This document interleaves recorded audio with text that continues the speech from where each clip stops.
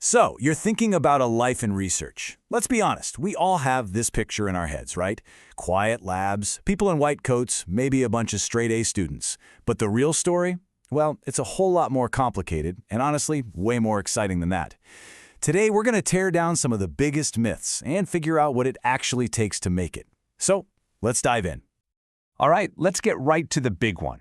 The question pretty much everyone has. Do you need to have perfect, top-of-the-class grades to be a great researcher? I mean, it seems like a no-brainer, right? That's what we're always told. But what if I told you that's one of the biggest misconceptions out there?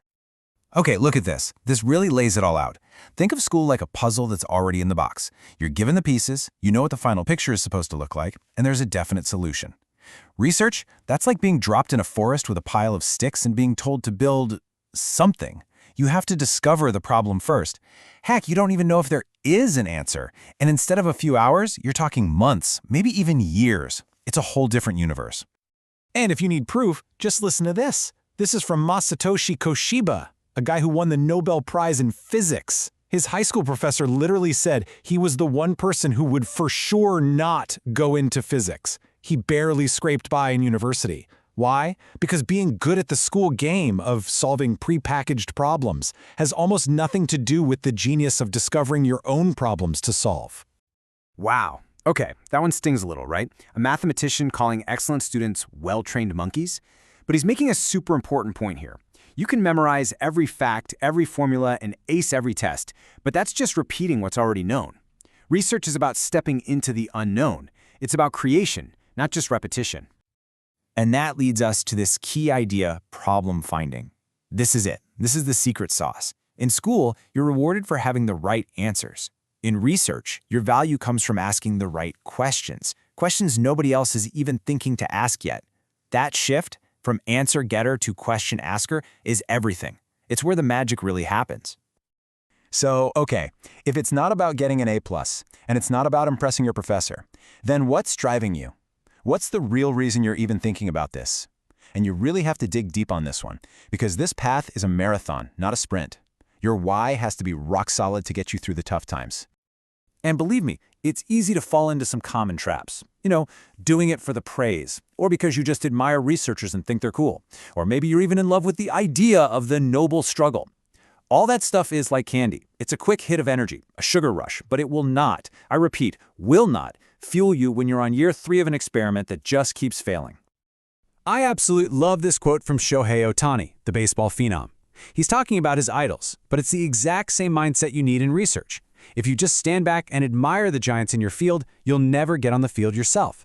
The goal isn't just to applaud them, it's to get good enough to challenge their ideas, to build on their work, and maybe, just maybe, surpass them.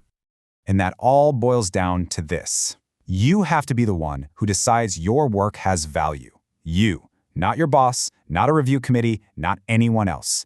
Because I'm telling you, waiting for a pat on the back in the world of research, you could be waiting a very, very long time. You have to love the process for its own sake. Okay, this next quote from the great composer Leonard Bernstein, it just hits so hard. He says, when people ask if they can become a musician, he just says no.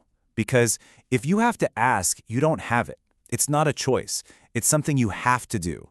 You become a musician because you literally can't imagine doing anything else with your life. And honestly, that's what research is like for the people who truly succeed. And of course, Steve Jobs said it as simply as it can be said. When you face all the setbacks, all the rejections, the only thing that's going to pull you through is that you just flat out love doing the work. It's as simple and as profound as that. This really paints the picture, doesn't it? It's not a job you clock out of at 5 p.m. It becomes a part of you. The questions you're trying to answer, they're with you in the shower. When you're making dinner, they're living in your head rent-free. It's a total, all-consuming passion. Okay, so we've established that you need this deep, obsessive passion. It's not negotiable. But, and this is a big but, passion alone won't pay the bills. It's time for a little reality check. We have to talk about the actual world where this passion has to survive and hopefully thrive. Just look at that number for a second. 75. Let that sink in. That's how old Benoit Mandelbrot was, the guy who gave us fractal geometry, a true genius, when he finally got tenure. A stable job. 75. If you're looking for a quick, secure career path, this probably ain't it. And yeah, that's just one example of the harsh realities. The competition, it's global, and it is intense. Career stability? A lot of the time, you're jumping from one short-term contract to the next. And luck? Yep, luck plays a massive role. You're going to fail, like, constantly. It's just part of the process. And all the while, you've got this immense pressure to publish or perish. It takes a special kind of toughness to navigate all that. Now, before you get totally discouraged about the luck part, listen to Louis Pasteur. This is so important.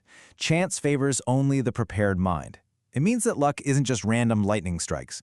It's about working so hard and knowing your field so well that when that weird, unexpected result pops up in your lab, you're the one person on Earth who recognizes it's not a mistake, it's a breakthrough.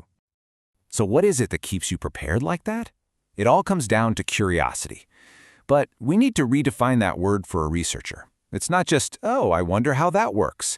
It's a weird, almost paradoxical kind of excitement you feel when an experiment goes completely wrong and proves your brilliant hypothesis is total garbage.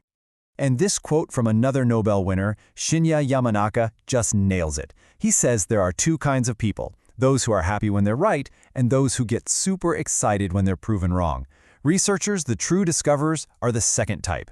Being wrong doesn't mean you failed. It means you just stumbled onto something new, something nobody expected. And that is the most exciting thing in the world. Okay, we've talked about the mindset, the motivation, the passion, the brutal realities. So after all of that, what's the one thing? What is the single true sign that you are actually cut out for this life? This is it. Research is not a job. It's a way of life. It's not something you do, it's something you are. It's the lens through which you see everything. It's the constant why buzzing in the back of your brain. It's who you are at your very core. So in the end, the question you have to ask yourself isn't, am I smart enough for research? The real question is, can I imagine being happy doing anything else?